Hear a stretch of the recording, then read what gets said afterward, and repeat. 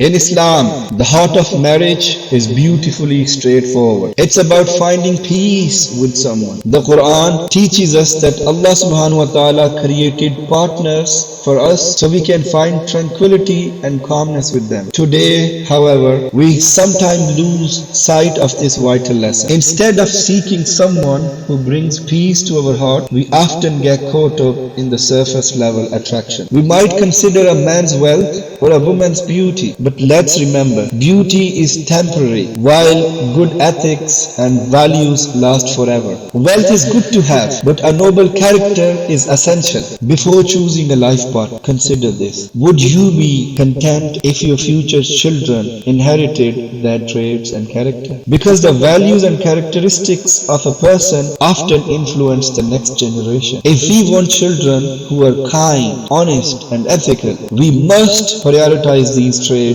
in our path. So, as we move forward in life and in relationships, let's keep the wisdom of our teachings close to our hearts. Let's prioritize peace, understanding, and good character over fleeting attractions.